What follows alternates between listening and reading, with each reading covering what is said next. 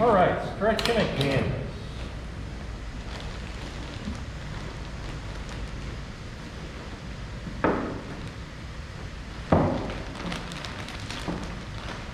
You need canvas? How many of you have not gotten your canvas yet? Okay, so just make sure you look at this one. You know, I told you don't let it be something that you can easily see through. And this is pretty heavy weight. Okay, so you want something like that. I'm particularly fond when I can find it on sale of painting on linen. It tends to hold its shape a little bit better. Like you press in with a brush stroke and it holds its own. Canvas can get a little loose and a little sloppy, so I've got some of each.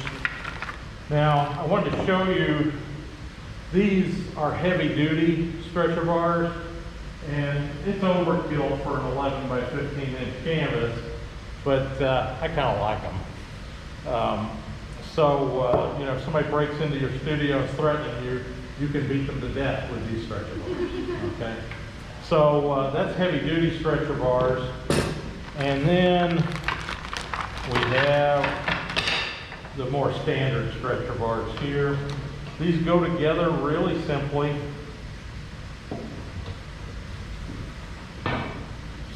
And you want to start by putting these together like so.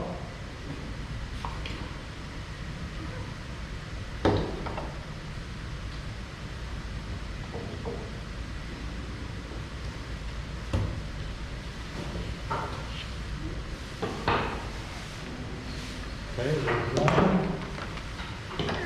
Now, if you go ahead and get all your stretcher bars at once, then you can plot out the best use of your canvas.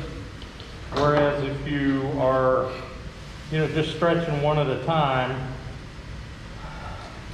you don't really know if you're getting the best use out of all of your canvas.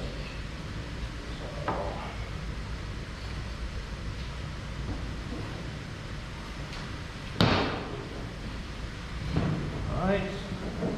Now, once I've pieced them together like this, I'll come in with a hammer and just tamp it down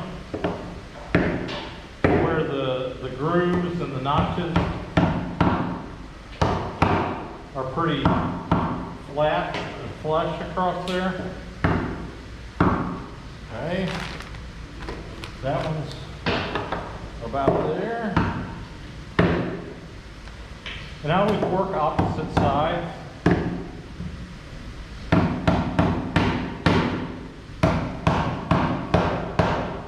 After I do this short guy, I'll come over to this side.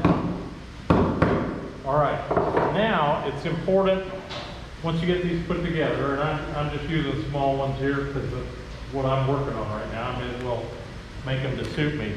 Once you get them pieced together, what do you need to check at this point? That they're perfect. That they're perfectly square. And so, that's where the old handy carpenter square comes in. And I would just stand it up, and you can tell how far off I am from being square here. You guys see the... So, you know, I just kind of nudge it into place. Still not quite there. There we go. Okay. And if you skip this part, and you say, oh, that looks pretty good, I guarantee you, when you stretch your canvas and get it on there, it's not going to look pretty good. All right, that one's good. Let's check this guy.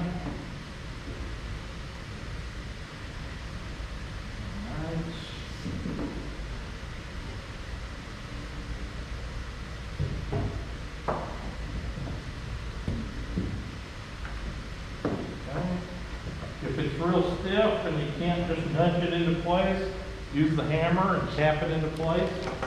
Once you've got these put together, and you see this lip is the side that faces the canvas. Once you've got these put together, you'll want to take your staple gun and just put couple staples across that seam where the two stretcher bars meet. And in doing so, that keeps it from getting wildly out of place during the stretching process.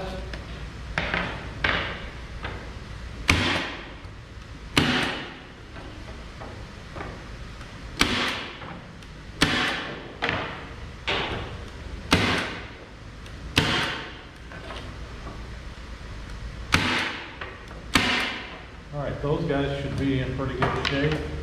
If you have a couple that are the same size, you know, put them up next to each other like this, and if one of them is leaning way off, you'll tell right then too.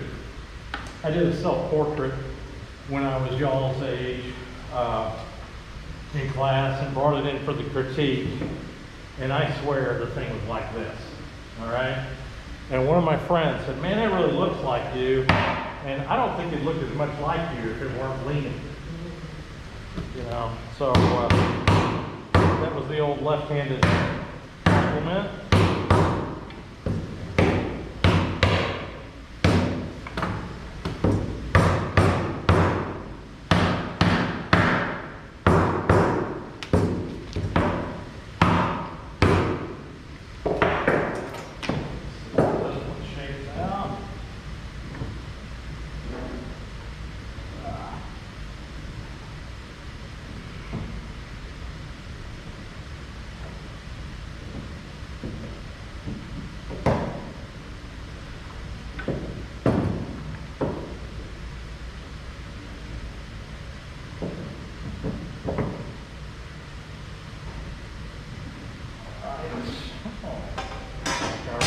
That with a couple of with one staple.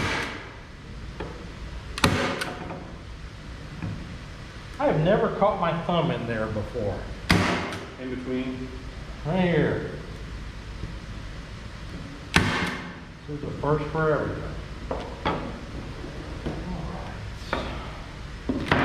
So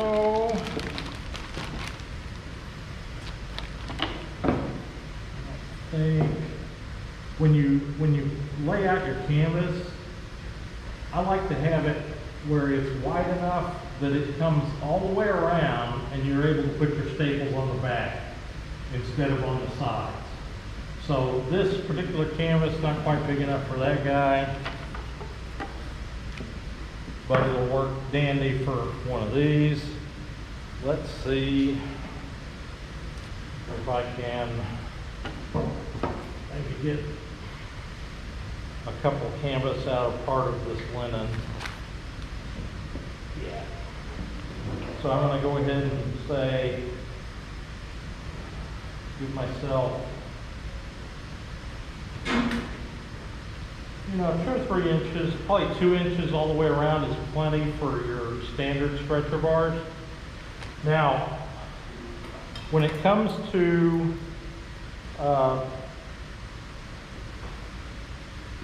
cutting the canvas down to size, just use these to start. So I'm going to come in and not cut myself. I just started the, you can see where I started it here, and then you just, well, linen is a little harder to tear than cotton duck. Oh, mommy!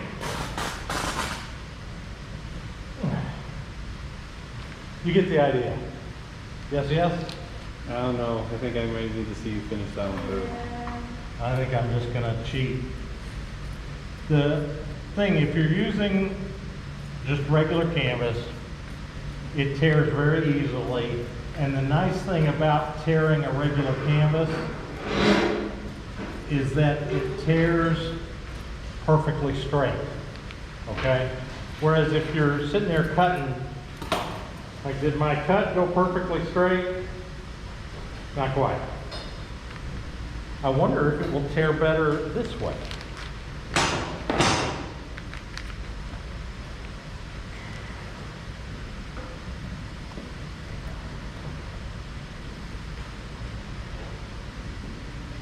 we'll find out here in a second, won't we?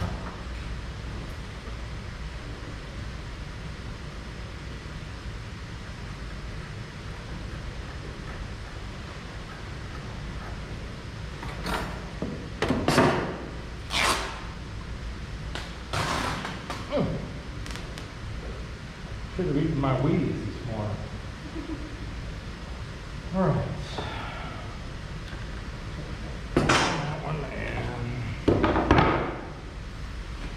this guy.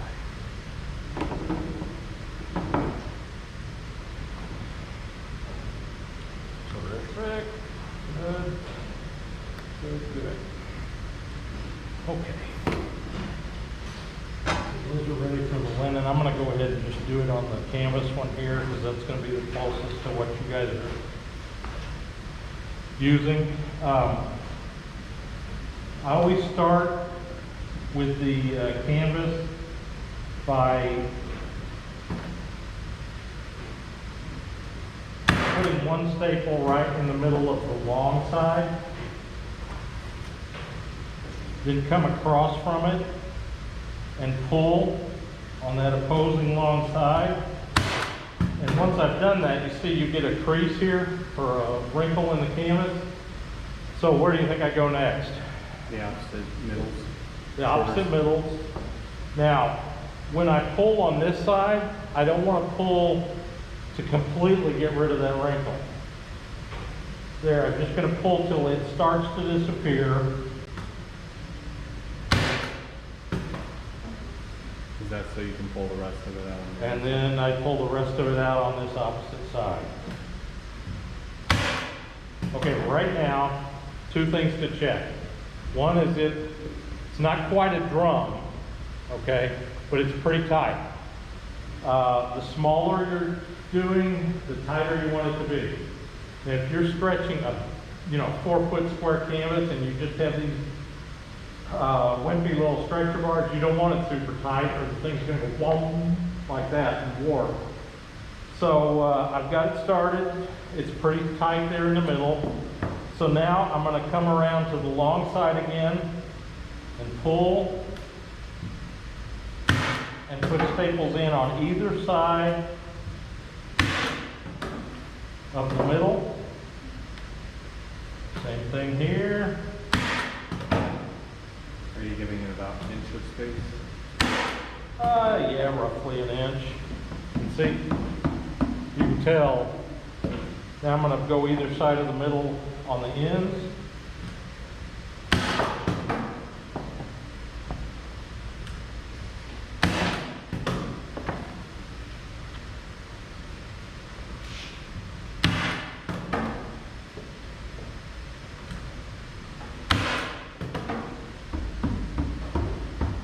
Okay, pretty tight. You notice in my linen, it's got wrinkles from where it was folded. So if your canvas is folded and you can see the wrinkles, but it's still pretty tight, that's okay. Because when you gesso it, it's going to shrink a little bit. And so it's going to tighten up a little bit more than this. There should be a little play in it now. But if you get it to this point and it's still loose and there's still waves in it, you got to tear the staples out and start again. The second thing you have to check is you want to make sure that your lips are facing the canvas. So what do I mean by that? You can see it really easily on this one. The back of the stretchers is just perfectly flat, whereas the face of the stretchers that touches the canvas is lifted off. If you were to stretch it on this side, every time you made a brush stroke along that edge, it'd leave a mark. This lifts the canvas off the stretchers and you don't leave any marks that way. All right, so I'm going to go ahead on the narrow sides now and pull toward the corner pretty tight.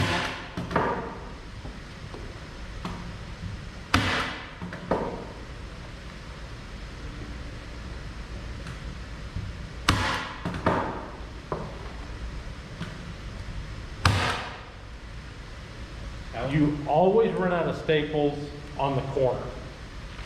Never fails. You got 3 other guns. I got 1,200 staples. Usually you run out on the very last corner.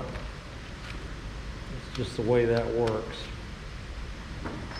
Here's how you load the staple gun.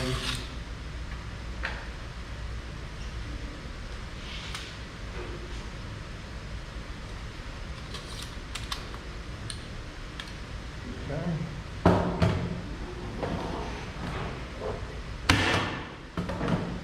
Now what we need, that's nice.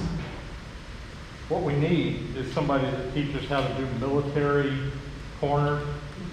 You know how they're supposed to fix their beds where you can flip a quarter on it and everything? Well, I was not in the military. I don't have a really good way to explain what I'm doing here. You just need to watch. So I've got it almost flush on the narrow side here. I take this excess and pull it back towards me. Fold this side down with my left hand and then bring it across like so. And I'm going to go ahead and staple the corner and then I'm going to pull it snug, that spot in between. So here we go. Pull this back, push this down, bring that over the top.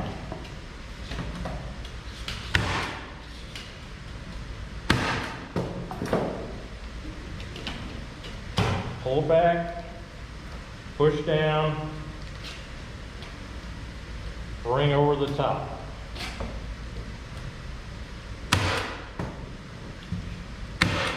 And the last one, pull back, push down, bring over the top.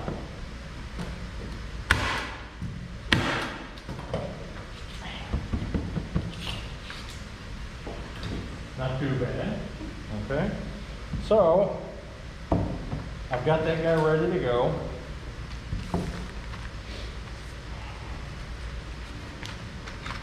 Here.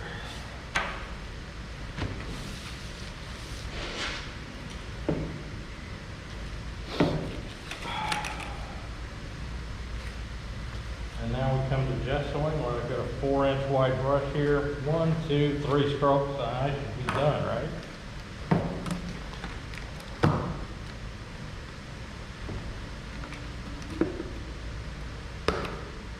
Oh, nice.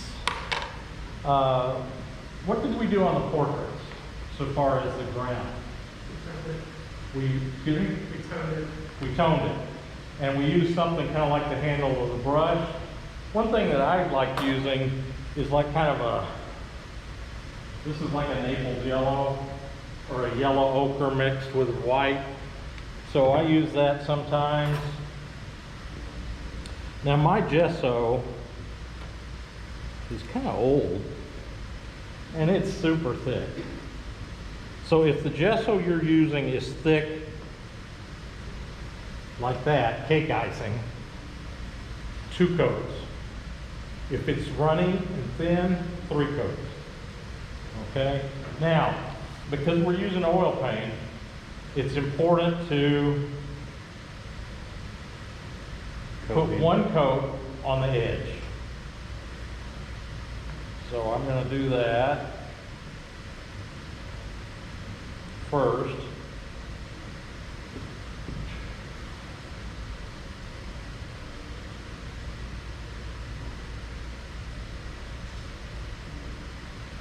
Now if you want a really smooth surface and you don't want to waste any gesso, instead of using a brush, you can use a knife or like a spatula to spread it on, and be sure to wipe it down where you don't have any little hard edges showing, and that gives you a really smooth surface. Would a squeegee work? Yeah. You could do that. The only thing about using a squeegee or something like that is that it sometimes leaves little ridges for each mark, and you don't really want those. Come on, let's get you covered. All right, great. So, I always just start in the middle, work my way out.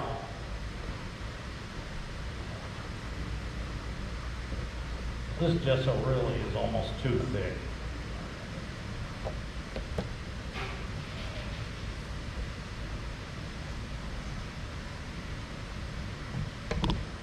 I don't know whether you guys can see it or not, but you know, you can tell there'll be little dots if you don't get complete coverage of the canvas.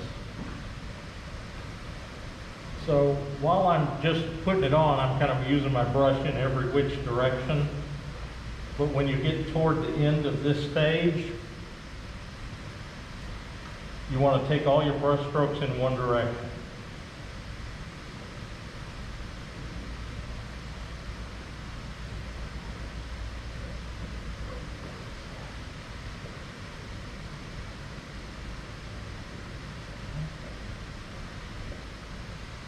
So, I'm coming up on, got full coverage now. So what I want to do here is take my brush strokes all in one direction. And I can see a few spots I didn't get there. So I've gone all this direction for this coat. If you have any little globs, like I can see one right here in the middle, pick those guys out.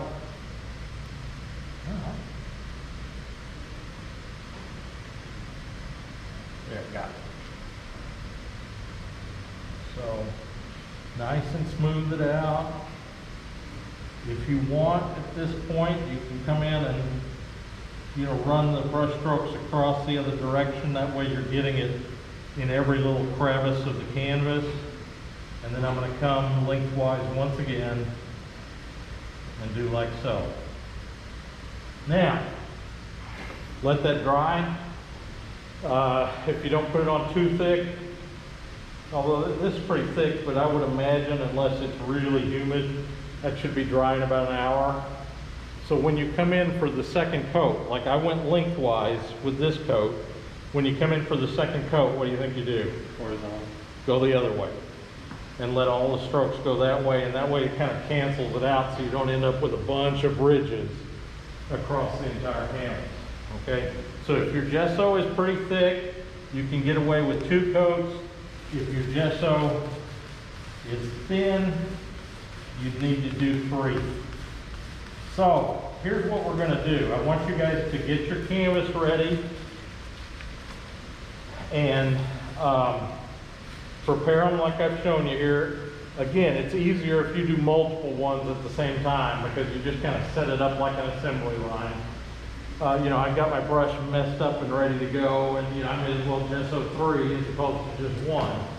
And if you do 3 or 4 at a time, a lot of times by the time you get done with the last one, the first one's dry enough that you can come in and put your second coats on and work your way through, and then you're all set. So, for what I need you to do for today is get your canvases ready to go. We're going to start working on canvases for extended class periods rather than just one painting per class.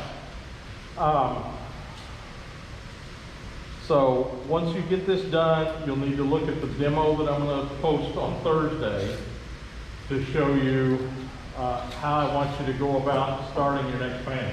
Our next painting will be an extended landscape, and at the same time we'll also be doing an extended still life, but I just want you guys to concentrate on the landscape this week, full range of color, whole shebang, okay?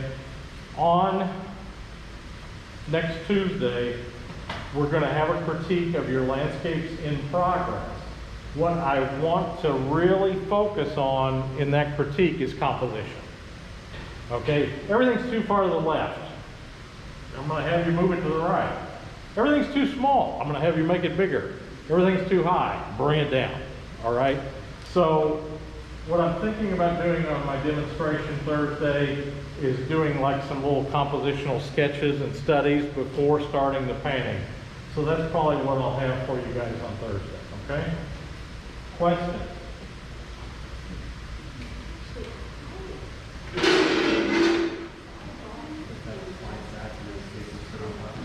Really? No idea. I've never used a fixed one. I'm just like, I'm not a crafty person. I'm not. Try it. Try it. Yeah. Be sure to read the directions, like in terms of how many coats and everything like that. Load, staple, Okay. here. I think we're good for today. Yes. I feel if I like